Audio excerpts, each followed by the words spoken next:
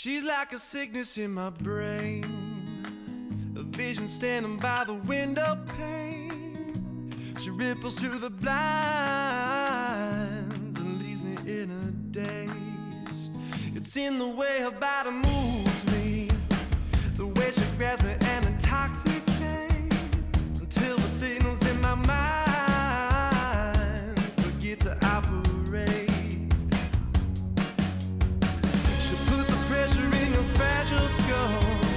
I take my pleasure from my alcohol.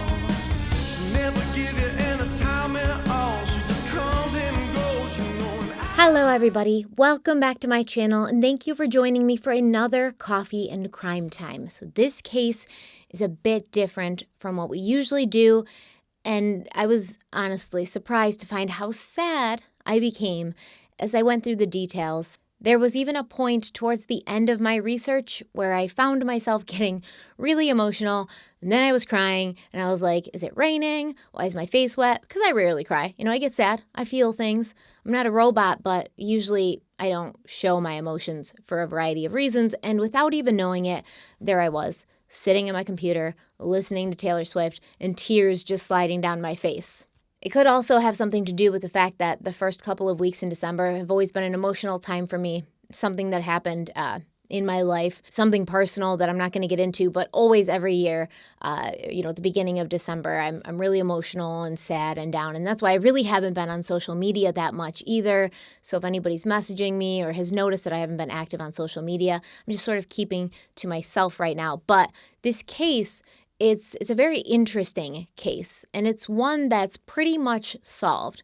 But in my opinion, we're still left with so many questions. So let's have a word from the sponsor of today's video, which is Helix Sleep, and then we'll dive right in. Helix Sleep makes premium mattresses and bedding that are customized to fit your needs. Everyone's different, and Helix knows that. So they created a sleep quiz that you can take to match your body type and sleep preferences to find the perfect mattress for you. Now, if you share a bed with someone else, firstly, I hope that it's, a really good someone else, because if they're not, they don't deserve to sleep on a Helix mattress. But if you do share your bed, the two of you can take the sleep quiz together and find a mattress that's the perfect compromise for you both. Personally, I am a side sleeper, even though I have been trying to sleep on my back so that gravity can make me look younger. It's not really working that well. And I like my mattress to be pretty firm because I find that it supports me better, and then I have less back pain in the morning.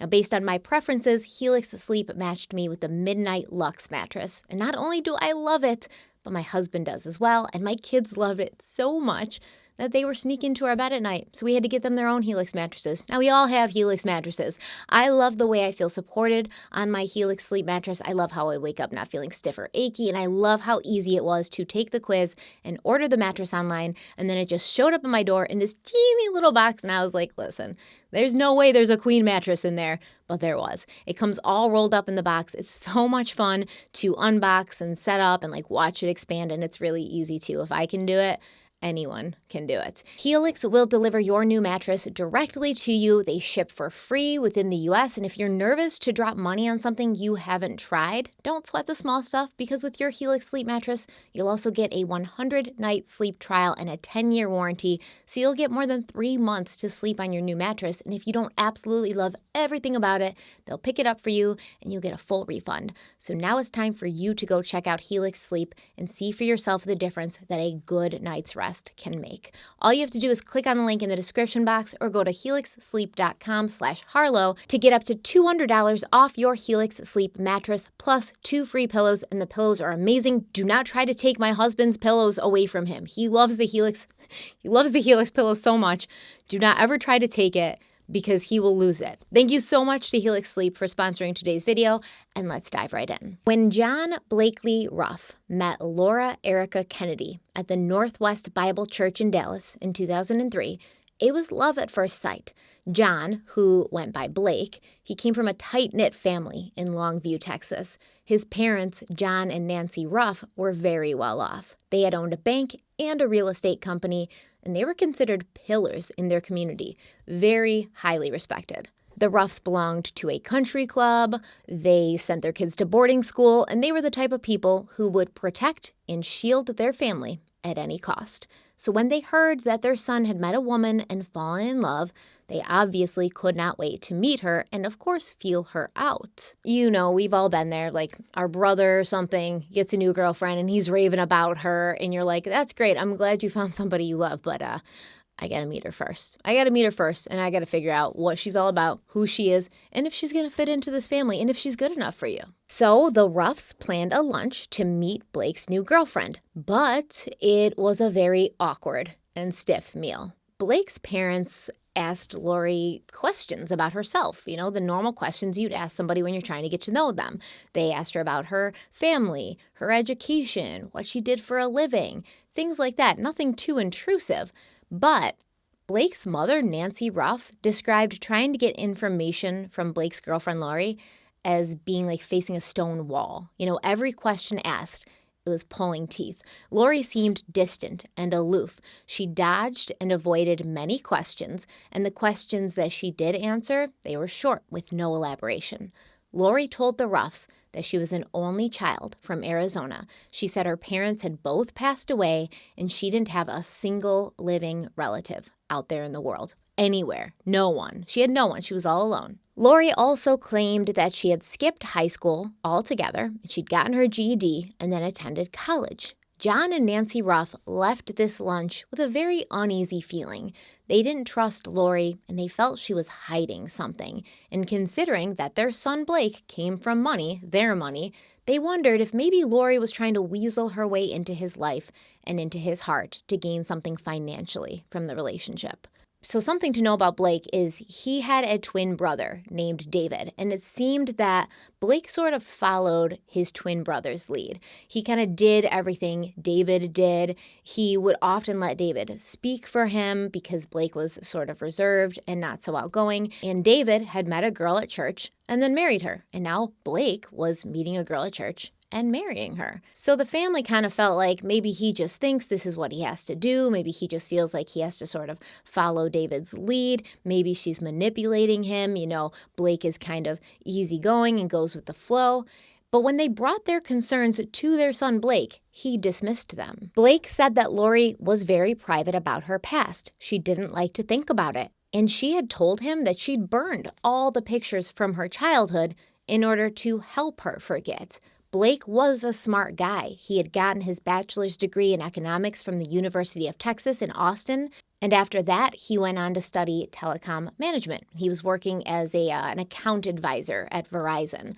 But he was also a simple and trusting man whose family claimed took everything at face value. If you told Blake something, he wouldn't overthink it. He wouldn't wonder, like, if you meant something else by it. And I love these kinds of people, by the way. They're way better than the kinds of people who, when you say something to them, they're trying to figure out like everything you meant by it. So if you say to them, oh, we should have lunch tomorrow, they're like, okay, but then they're over there thinking like, why does she want to have lunch? Did I do something wrong? Does she want to talk to me about something? Is she trying to get me away and distract me? You know, they're going through all the possible scenarios of why you're trying to have lunch with them, but it never occurs to them that maybe you're just hungry and want to have lunch. So yeah, Blake was straightforward, and he felt that everyone was being straightforward with him. And Blake's brother-in-law commented that Blake didn't have much of an inner monologue. Like what you saw was what you got with Blake Ruff. And everyone could tell that when he looked at Laurie, there were stars in his eyes. He was in love.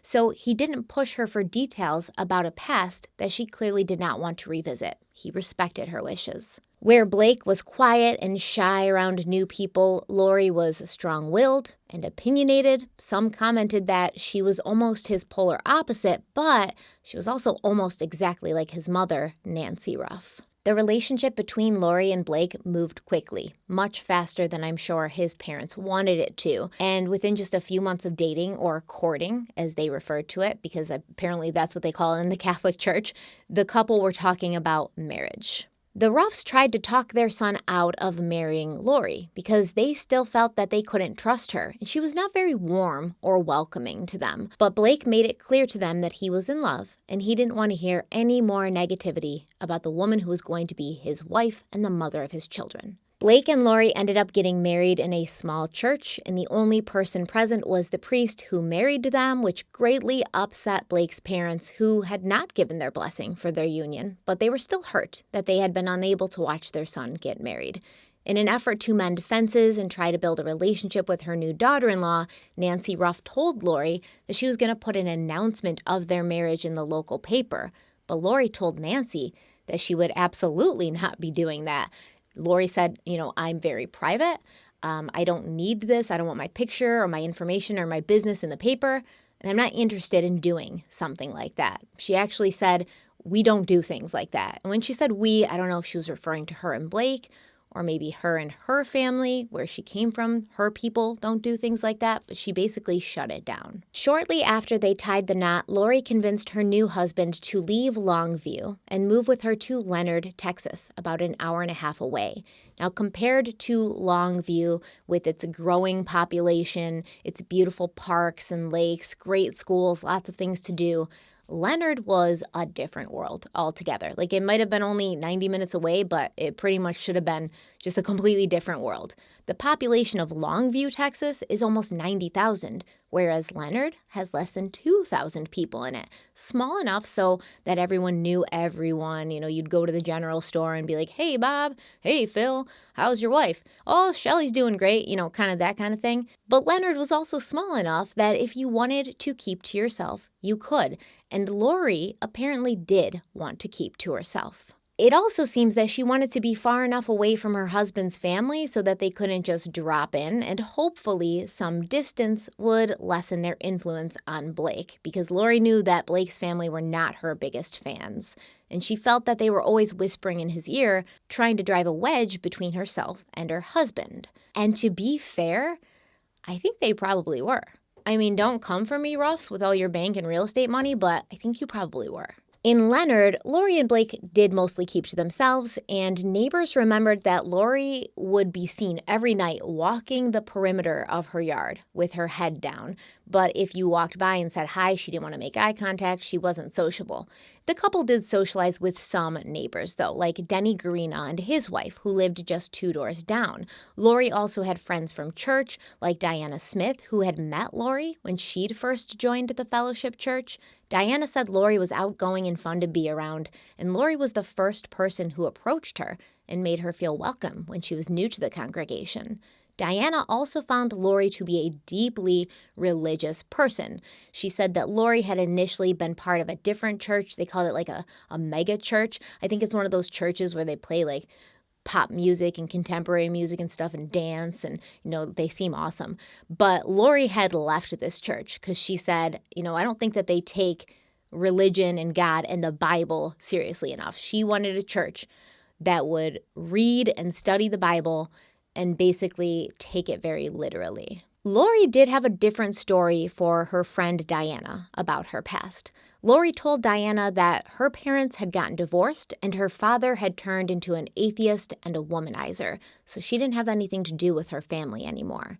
Laurie herself worked from home. She ran a mystery shopping business from her computer, so if anybody doesn't know what a mystery shopper is, it's essentially like you go undercover and you'll go to stores or restaurants or things like that and behave as if you're a customer so you can get an idea of how, quality control is, customer service, things like that, and then report back to the owners of the corporation. Blake's mother, Nancy Ruff, said that Laurie always liked to be on her computer. Like, she would prefer to be on her computer than to actually be socializing. And Laurie had never really tried to integrate herself into Blake's family. When she and Blake would go to Longview for visits, Laurie would sneak off and take a nap. She would never join the other women in the kitchen where they were chatting and catching up as they cooked.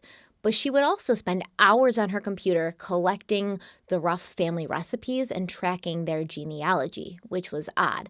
Now, in my opinion, I think that probably Laurie didn't feel welcome right from the get. So that's why she maybe didn't want to socialize, but I could be wrong.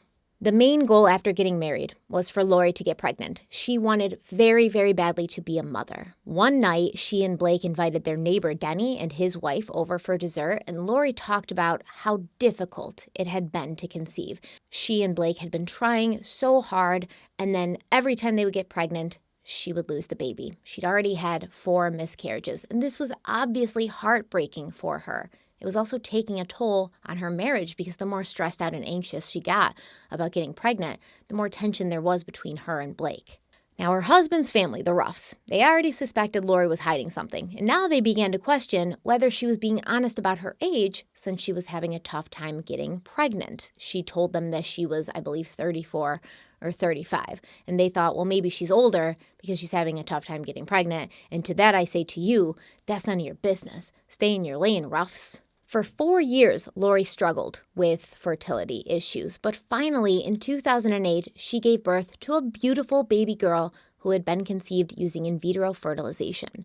Both Blake and Laurie were like over the moon. They were extremely happy that their dream had finally come true, that their dream they'd been striving for and torturing themselves with for 4 years, it was here. And they were excellent parents. They could often be seen playing with their baby daughter in the yard or bringing her out to have tea. This was one of Laurie's few hobbies. She loved going out to tea. She loved tea parties. She loved taking mother-daughter pictures with her daughter while they were having tea. And apparently, Laurie really loved easy bake ovens too. She thought they were awesome.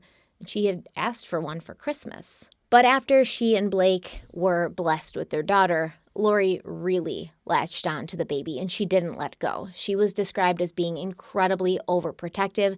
She would refuse to let anyone hold the baby, especially her in-laws. Like they said, if she had to go to the bathroom, she would not let anyone hold the baby besides her, which is hard for me to understand because I remember when I was a new mom, I'd be like, I have to go to the bathroom. Can someone hold the baby? And they'd be like, sure. And I'd go in the bathroom and lock it. I'd be in there for like an hour, just hiding, sitting on the floor, napping in the bathtub because you need moments alone. You need moments away from your baby and moments of quiet to feel like a real human again or to nap in the bathtub. So what happened is obviously after the baby's born, Blake's family wants to be involved. Laurie doesn't have any family. They're the only set of grandparents, and they want to be involved. They want to see the baby. They already had, several other grandchildren. They loved babies, and they were really big on family. So they wanted to make sure that that baby was kind of integrated into their family.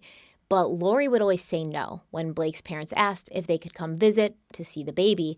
And if they did end up making the trip from Longview to Leonard, she would not leave them alone with her daughter, not even for a minute. And this really brought the resentment between Laurie and the Ruffs to a whole new level. Many years later, Blake's mother, Nancy Ruff, was still visibly upset about this. And she said, quote, "This is grandbaby number 9. We're all baby people," end quote. Basically, she's saying like, what do you think we don't know how to handle babies? Do you think we don't know how to take care of babies? Are you afraid we're going to hurt the baby? And I don't really think it was that. I think that Laurie was just very possessive. She had something of her own now, right? She didn't have a family, allegedly. She didn't have parents. She didn't have siblings. This was her family. Blake and this baby, they were her family now. And she didn't want anybody to interfere or come between them. Laurie had never been the ideal daughter-in-law for the Ruffs before, and she'd never been especially warm or welcoming to them. But after the birth of her daughter, she became more intense and almost laser-focused on her hatred of her in-laws. She would constantly complain to Blake about his parents, even if they hadn't done anything or if what they had done was small. And this obviously hurt and upset Blake because he loved his parents, but he loved his wife, and he felt trapped in the middle of a battle that really no one could win. After 2 years of this, Blake had had enough. And on Father's Day of 2010, Blake left Laurie, he moved in with his parents, and he filed for divorce. And they began splitting time with their daughter, which was incredibly hard on Laurie. As you can imagine, she never wanted to be away from that baby, and now her husband left, so her husband's gone, who she really loved. And now the baby's gone sometimes too, and she's completely alone. And she's stressed out and anxious about what's happening with her daughter when she's not with her. Now, Blake and Laurie apparently attempted marriage counseling with their neighbor Denny. Denny was also a pastor at a church, so sometimes just Laurie would see Denny alone without Blake. Sometimes Blake and Laurie would be there, but then Blake would bring his twin brother David. And Denny said it was odd because David would kind of like translate for Blake. He would speak for him sometimes because Blake wasn't that verbal. He didn't have as easy of a time of like expressing his feelings and his emotions. So David would do that. And that's so weird to me, right? Like this family is a little close because it's marriage counseling. You need to be there with your wife alone. You don't need to be bringing your twin brother. It's weird. Like if you're going to do that, just send David in for you and tell him to pretend to be you because that's less awkward. David pretending to be Blake would have been less awkward than both David and Blake being there, in my opinion. But for the most part, for the majority of these therapy sessions, Laurie was there alone.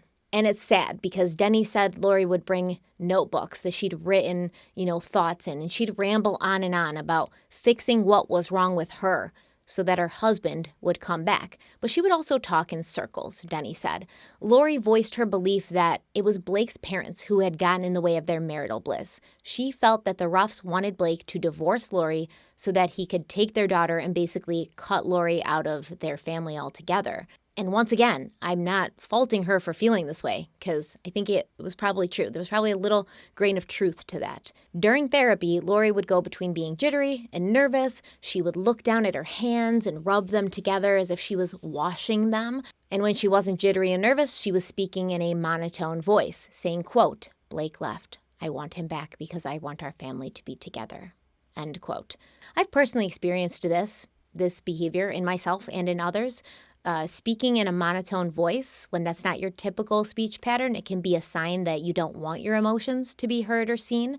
It can often be heard in people who repress their feelings a lot, people who are trying to remain in control, even though they have a storm brewing inside of them. Now, the rubbing the hands together, that's a self-soothing motion, and it can mean that the person doing it is under a great deal of stress, and they're trying to relieve that stress and anxiety. So it seemed that Laurie was under a lot of pressure. She was very unhappy, and all she wanted was her family to be back together. Now, Blake's parents, they didn't agree that they were responsible for the problems in the marriage. They claimed it had all gone to hell because Laurie insisted on being a gatekeeper to her daughter and their son, Blake. And I think that there's also a little bit of truth to that as well. So it's kind of like, people have to come together and admit their faults and admit that they both did things wrong so that they can make it better. But it just felt like Blake was really kind of just pushed along by the tide of both Laurie and his family. Therapy ended up being ineffective, and as the weeks passed, Laurie became more and more unhinged. She began sending angry and threatening emails to the Ruff family, and each time Laurie had to hand her daughter over to Blake, during the custody exchange, she made it very difficult. She threw fits, she acted crazy, and she just made it a really bad experience.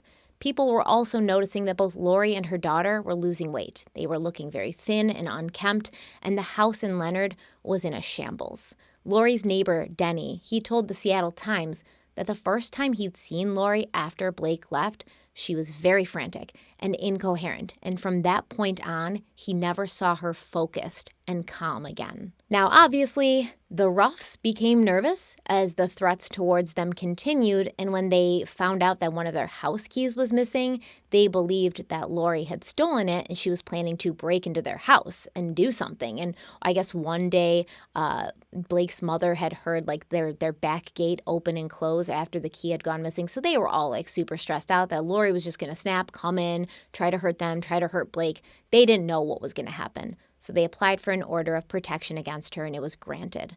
Now, a few days before Christmas of 2010, Laurie visited with her neighbors, the Grainas, and she was a mess. She was completely distraught, and she kept saying that she couldn't believe she was going to be alone on Christmas and that she wouldn't have her daughter with her for the holiday because Blake and his family had insisted that the daughter would have a better Christmas with their family because Laurie didn't have anyone. And this left Laurie completely alone out in the cold, just as she had worried about, just like she had thought it would go down. And I feel really bad about this, really, really bad about this. Now, was this a self-fulfilling prophecy? Did Laurie make her worst nightmare come true by trying to control everything and challenging the Ruff family? I mean, it's possible. But once again, I don't think that they're blameless in this. I think that they really kind of exerted their power and their will on her, and she was just this single person against this very strong force. But either way, it's extremely sad. After leaving the neighbor's house, Laurie apparently decided to drive 90 minutes to the Ruff home in Longview, and she barged in on the family as they were sitting down for, like a Christmas party dinner thing. She demanded that Blake and their daughter leave the dinner table and return to their home with her. She demanded that her family be put back together and she be made whole again. But she did not get her wish. She didn't get what she wanted, and Laurie had to be physically removed from the house. So we're adding insult to injury here. She's desperate. She's begging. I just want my husband back. I want my daughter back. I want my family whole again. And she's talking to a brick wall, basically. It all came to a head on Christmas Eve, 2010. Laurie woke up early. She got into her black Chevy Tahoe. She drove to Longview. She pulled into the Ruffs' driveway. She left her car running, and while still seatbelted in, she shot herself in the head. Just before 7 a.m., John Ruff opened his garage door to go out and get the morning paper, and he saw Laurie's vehicle in the driveway. He noticed that the headlights were on and the car was still running, but he couldn't tell if anyone was in the car, so he closed the garage door, he went inside and called the Longview Police Department, because obviously they are scared of Laurie at this point. Inside the house, Blake and his daughter were sound asleep still. No one had heard the gunshot. First on the scene was Detective Jimmy Redmond, and when he arrived to the house, he cautiously approached the black Tahoe, not knowing what he was going to find. And when he looked inside, he saw blood spatter in the center dashboard and the overhead console, and a female figure in the driver's seat, slumped over the steering wheel, a pistol still in her right hand. Laurie Ruff had driven to the home of the people she basically blamed for her life being turned upside down, and she'd ended her life. 2 envelopes were found in the cargo area of the vehicle. One was addressed to Blake, my wonderful husband. The second was addressed to her daughter with instructions not to read it until she was 18. The full letters have never been released, and law enforcement called much of what was in them the ramblings of a clearly disturbed person. And I don't think that this is fair. The letter to Blake was 11 pages long. That's pretty long, and the police said this is unusual for a suicide note. They're not usually that lengthy. But from what has been released from Blake's letter, I don't get disturbed vibes. I get desperation. I get loneliness and a bone-deep sadness. In the letter, Laurie wrote, quote, "Blakely, you mean the world to me. You are the best thing that ever happened in my life, and I'm really sorry about the communication regarding some situations. We both needed help in the communication department, but we never needed help in the love and romance department. I wanted you to know why I did this ending. I didn't want to die being divorced, so I did this before it was finalized. You're still my husband. I could not bear the pain of not growing old with you. I felt so bad for mistakes in the marriage. You and your family assumed so many wrong things. To have to type this in a letter hurts much. I wanted to sit next to you for life, at our daughter's graduation, wedding, and spending time with our grandchildren. I love you forever. I love you always. Being your wife and having you as a husband was the best. Love always." End quote. Now, obviously, this doesn't sound like the insane ramblings of a unhinged person to me. It sounds like somebody who's very hurt. Now, there may have been other things in those 11 pages that caused law enforcement to describe her last words in this very insensitive way, but I don't know.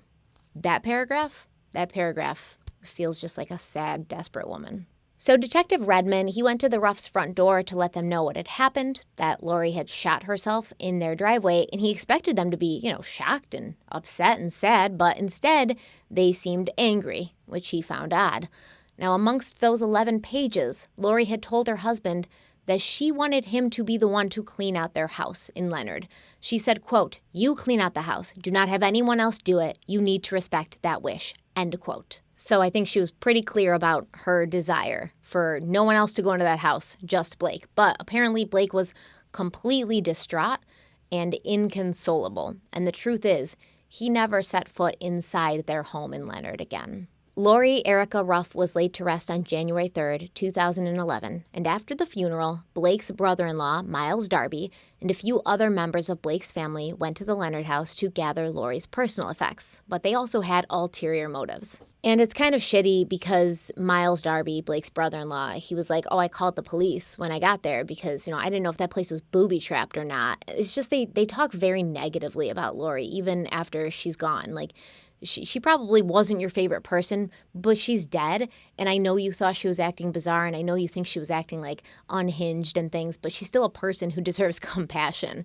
And it felt like, at least from what I read, at least from what was published, there was very little compassion for Laurie, from the Ruffs at least. Her husband, Blake, he did have compassion, but it felt like his family was just kind of trying to prove that they were right, about Laurie lying about something. Laurie taking her own life had not only validated to the family that she'd been hiding something and that she had secrets, but now they wanted to find out what those secrets were. So that's why Basically, they went into the house. They went into the house to snoop around and see what they could find. They claimed that they were so intent on doing this because they didn't want Laurie's daughter to grow up and one day be blindsided by something horrible her mother had done. So, like, the truth about who her mother really was would eventually come out, and if it was something really bad, it would be traumatic to Laurie's daughter.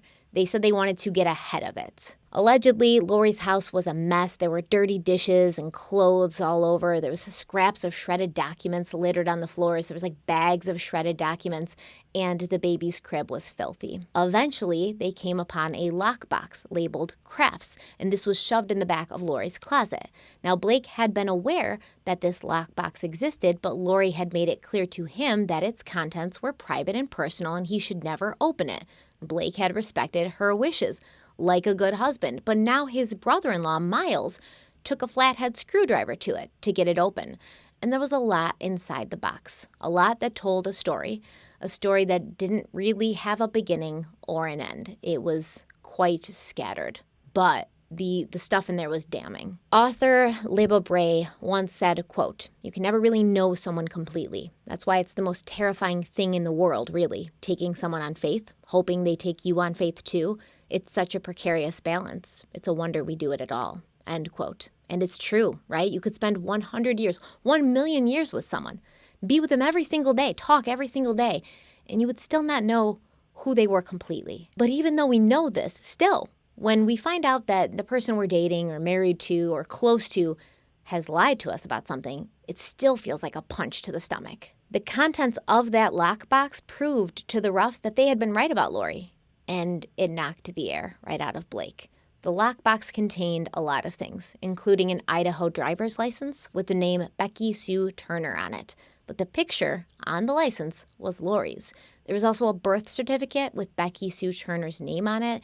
There were sheets of paper with scribbled notes on them, a bunch of numbers, names, and a reference letter from someone named Roger Steinbeck, written on stationery from a 5-star hotel in Thailand. So this was an employment reference. Basically, this person, Roger Steinbeck, he was writing a letter saying Laurie's a great employee, she shows up to work on time, she's pleasant to be around, she's a quick learner, things like that. There were also documents showing that Becky Sue Turner had changed her name to Laurie Kennedy in 1989. The Ruff family felt vindicated. They had known Laurie was hiding something, and here it was, undeniable proof that she had been, but they still didn't know what or why. So the Ruff family hired a private investigator to hopefully help them get some answers. If Laurie was really Becky Sue Turner, they wanted to know what Becky Sue Turner was running from. They wanted to know what Becky had done. Now, the private investigator did some digging and came back to tell the family that he had found Becky Sue Turner in a newspaper article about a 1971 house fire in Seattle, Washington.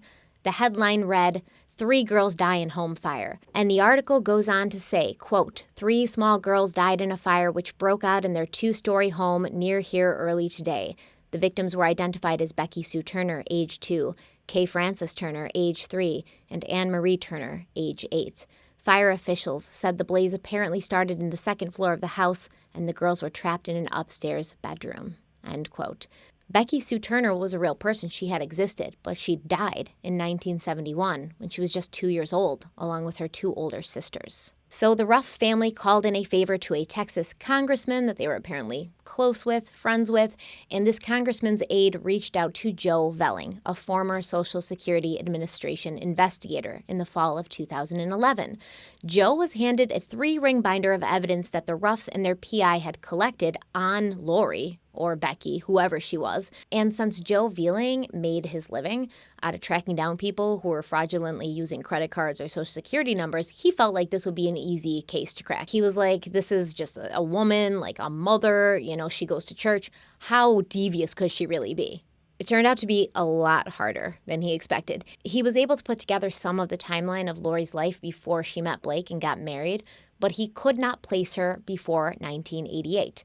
Valling told the Seattle Times, quote, "The reason I can't find anything prior to 1988 is because she's very good," end quote. He basically said that what Laurie had done to hide, change her identity, it was very sophisticated. He felt that she must be some kind of criminal mastermind, or she was working with another person who had helped her accomplish everything that she would accomplish. Here's what Joe Valling discovered In May of 1988, in Bakersfield, California, Laurie had made a request for the birth certificate of Becky Sue Turner, a 2-year-old girl who had died 17 years earlier in house fire.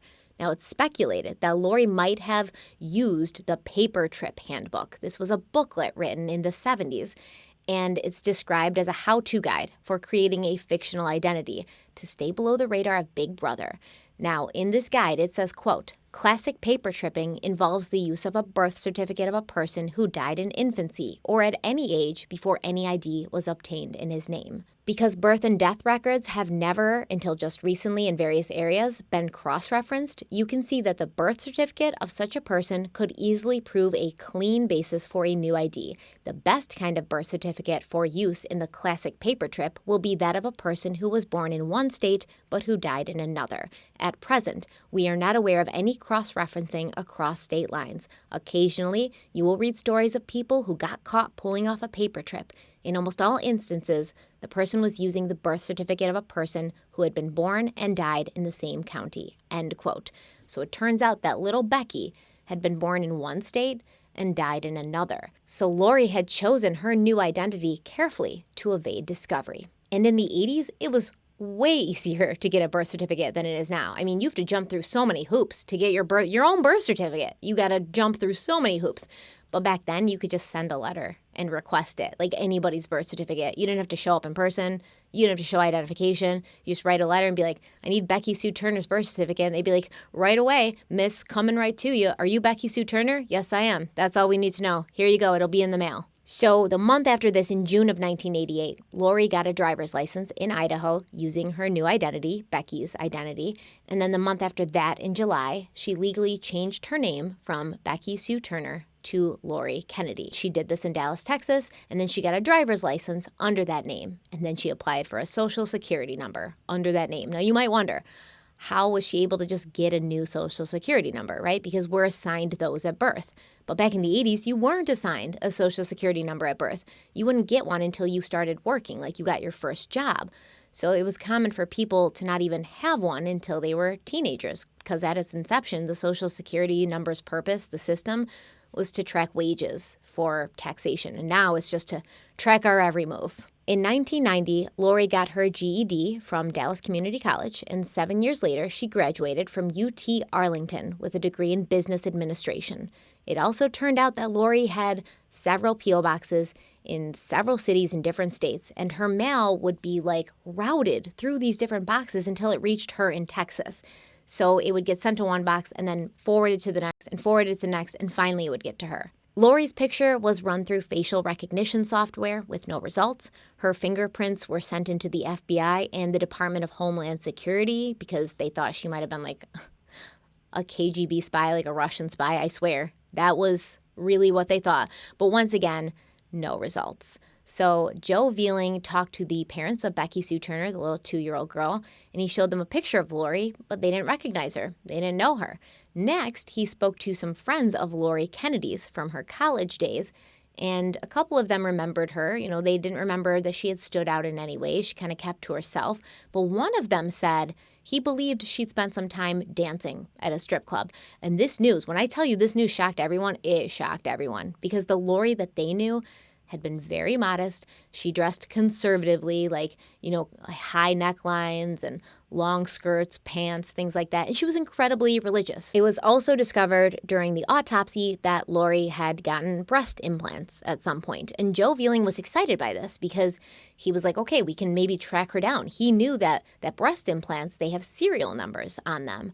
But when he located the records associated with the serial number on her implants, it led back to Laurie Kennedy, her second fake identity. So that was a dead end too. She hadn't gotten the implants when she was using her real identity. Now, just as a sidebar, remember Laurie's neighbor in Leonard, Danny Garena, the pastor, the one who was like giving her therapy? Well, he said that when he found out Laurie wasn't who she said she was, he was upset and hurt because she'd lied to him and he didn't even know who she really was. And it's like, relax, dude. You're her neighbor, all right? It's not that deep. Like, this wasn't about you, She was the same person. She just used a different name than the one she was given at birth. And she didn't feel like talking about her past with you or anyone else, which is her right.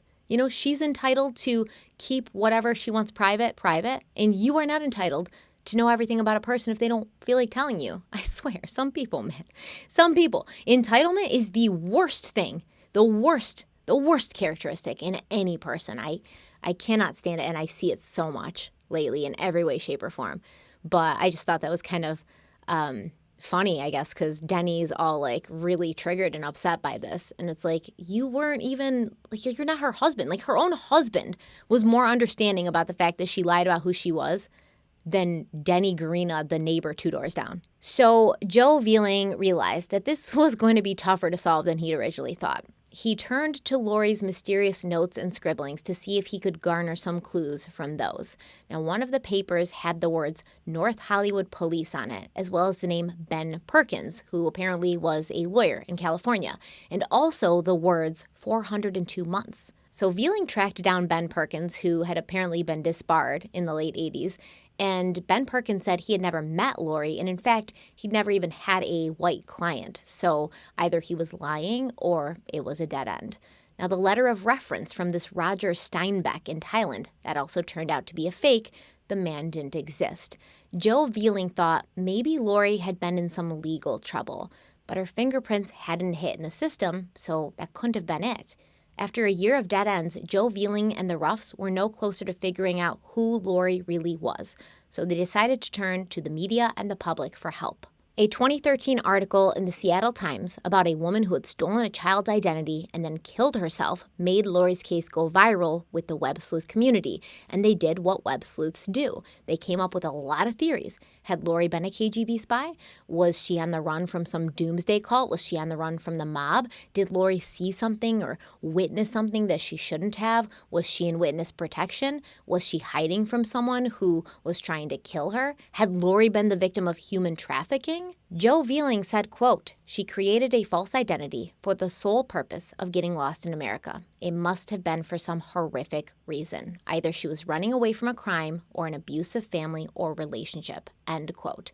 And this was really confusing for Joe Valling because he was used to dealing with people and investigating crimes where, people would steal identities so they could benefit financially somehow. But that wasn't the case with Laurie. She hadn't benefited financially. I mean, she wasn't rich. She didn't have a lot of money.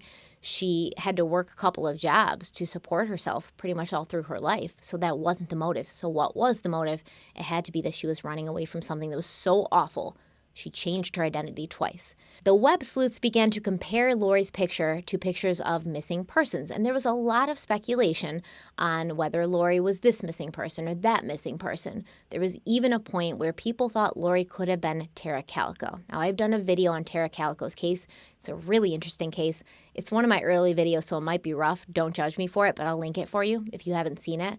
But basically, Tara Calico went missing, and she hasn't turned up. It's still unsolved. But then this Polaroid surfaced of what looks like a teenage girl and a young boy bound and gagged, and many people believe the girl in that picture is Tara Calico. And so a lot of people also thought that the girl in the picture looked a lot like Laurie Erica Ruff.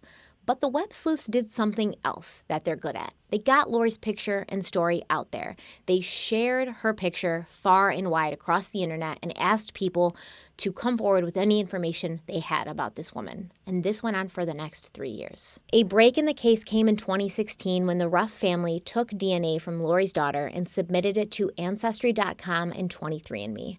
Colleen Fitzpatrick, a nuclear physicist turned forensic genealogist, also hopped on the case, and she began building a family tree for Laurie, hoping to track down relatives who would be able to identify her. She spent hundreds of hours of her own personal time building this family tree, and finally, the world found out who Laurie Erica Ruff was. Her real name was Kimberly McLean. She had grown up in the suburbs of Philadelphia, Pennsylvania. Her birth date was October 16th, 1968, less than a year before Becky Sue Turner's birthday. A woman named Heather Huff saw a picture of Laurie on a Facebook post shared by a web sleuth, and she recognized her from Bishop McDevitt High School, where they'd been seniors together in the fall of 1983. Heather said that Laurie, or Kimberly, that's her real name, so we'll start calling her Kimberly. Kimberly had been very shy and usually kept to herself. But in her senior year, she had just up and vanished, and no one really said anything about it or noticed the fact that Kimberly was gone, that she wasn't showing up anymore to class or homeroom. Heather Huff said, quote, "As sad as this is going to sound, hardly anyone remembers her," end quote. That does sound very sad. Now, Heather did remember hearing that after leaving high school, Kimberly moved to King of Prussia, Pennsylvania, and from there she called her mother, and she told her mother she was leaving, she was running away, and she didn't want anyone looking for her. Her family did not call the police. They did not file a missing persons report because, I guess, at that time, the time that Kimberly had run away, she was 18 years old, and they figured she was old enough to make her own decisions. Now, Heather Huff thinks there was maybe another reason Kimberly was never reported missing or tracked down. She said, quote, "I find it very strange that they just let their daughter go.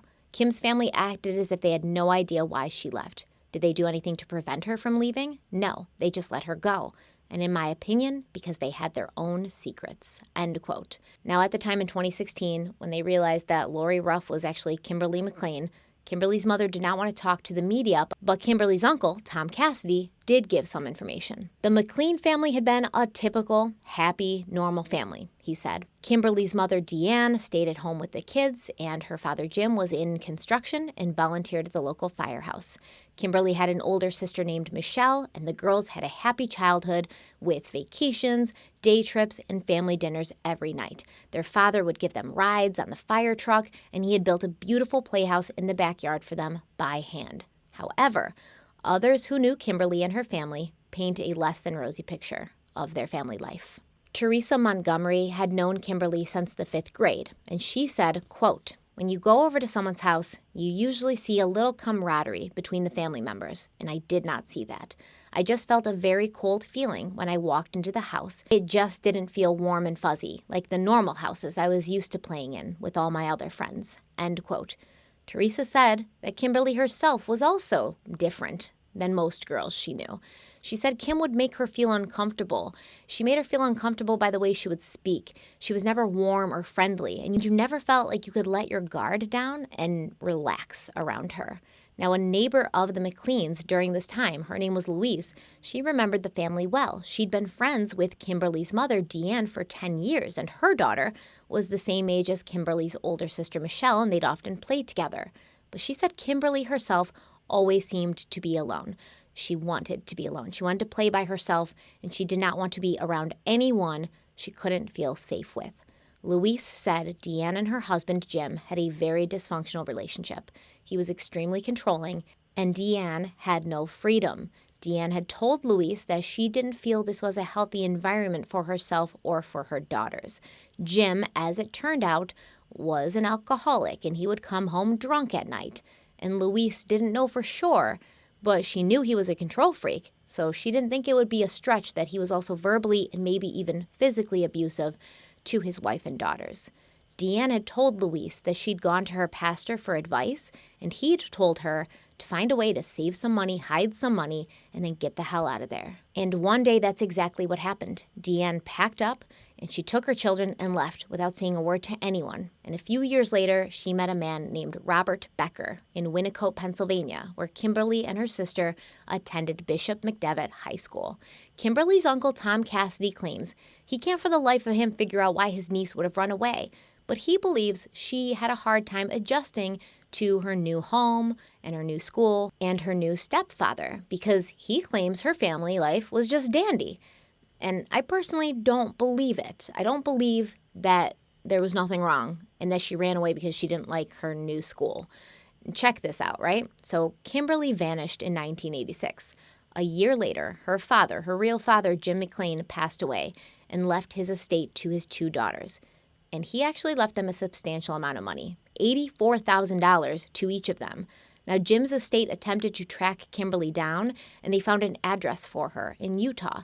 So they sent her a letter informing her of her father's death and of her inheritance, a lot of money. Now, this is a broke teenage girl, right? It's very clear from the contents of her lockbox that Kimberly had struggled to find steady work and a steady income.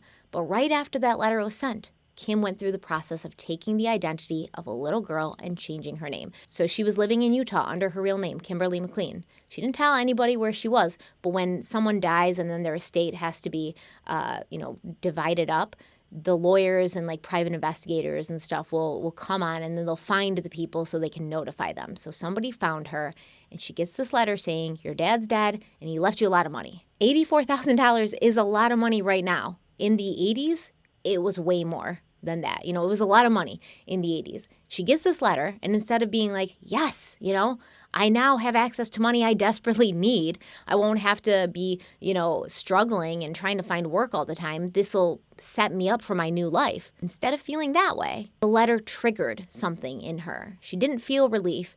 She clearly felt fear that she'd been found, and she did not want to be found. So she didn't respond to the letter. She didn't collect the money. She changed her name and disappeared. So as much as the Ruff family probably felt vindicated and validated that their mysterious daughter-in-law had in fact been lying about her true identity, they were clearly wrong about her marrying their son for his money. Kimberly was clearly running from something, but I also think she really, really did love Blake. And I don't think she was running from a dislike of her new house or her new school or her stepfather. It's very possible that Kimberly was abused as a child. And I don't know how or by who or when, but to me, it's really the only explanation for why she would feel this desperate need to become somebody completely new. And I mean, you can kind of look and see things about Laurie Ruff, who was actually Kimberly, that might indicate this, right? She had some childlike tendencies. She loved tea parties. She wanted an easy bake oven for Christmas. When you go through something very traumatic as a child, sometimes mentally you're stunted in your growth, or you long for the innocence of childhood that you never had.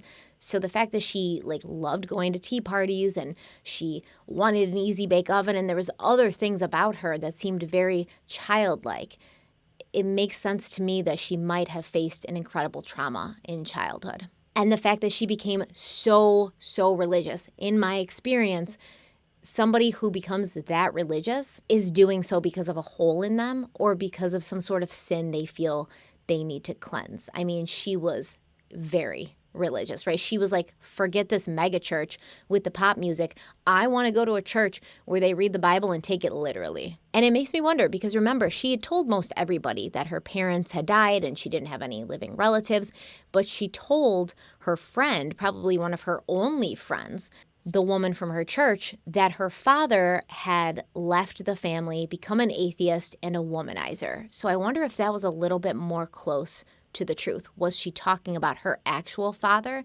Jim, the one she didn't want to take money from? Had he done something that made her feel he was a bad person? He hurt the family? Who knows? But really, her friend from church was the only person she gave that version of events to, and I wonder if that's a little bit closer to the truth. Regardless, it seems like whatever happened to her, Kimberly just wanted what she had never had, and she wanted her daughter to have what she had never had: a family, a loving and stable home environment, 2 caring parents, safety and security, peace and happiness. In her final letter to her husband, Kimberly had written, quote, "I can't handle being by myself, Blakely. I don't want to be alone. I want to be with my husband, daughter, and family, and I wanted to be with you for life. With me gone, she will live with you and have the family in Longview. I wish I could have been a part of that.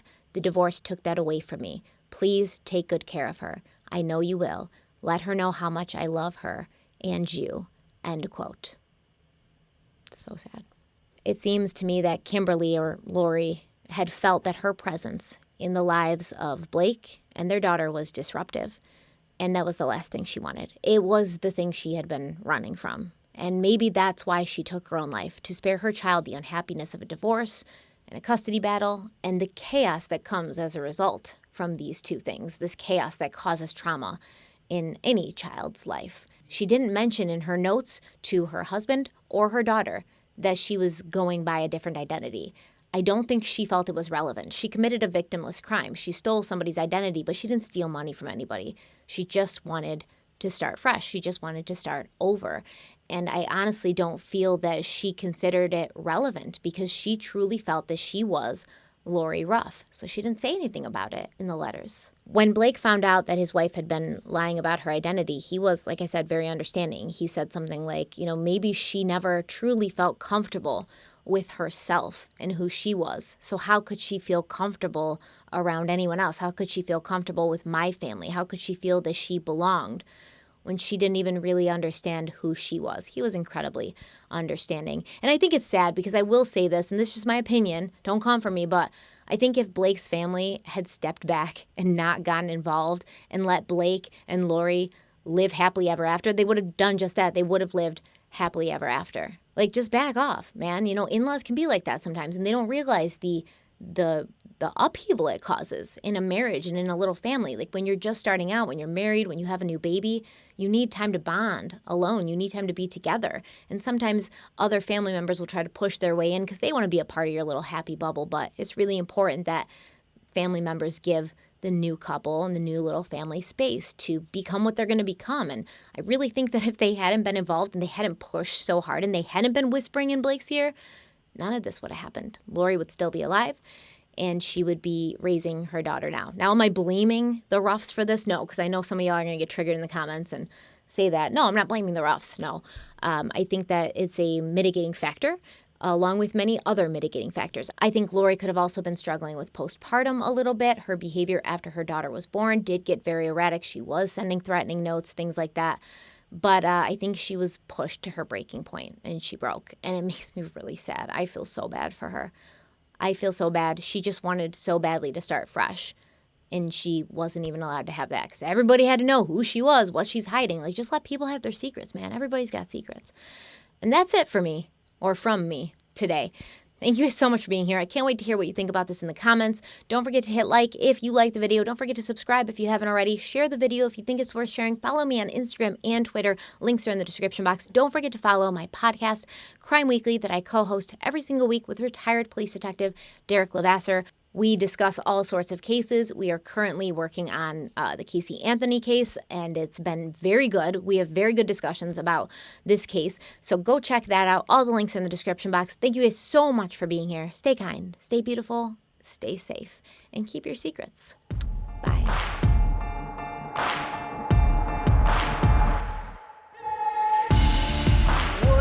Don't break now, and the bottle's going straight down. And that river runs deep, the mountains get steep, and the voices getting too loud. All these feelings I've buried, it's looking like a cemetery. They're coming back from the grave, calling out my name, better say a Hail Mary. Well, you don't know how deep it goes until it's getting you slowly. So you got to let it go. I got blood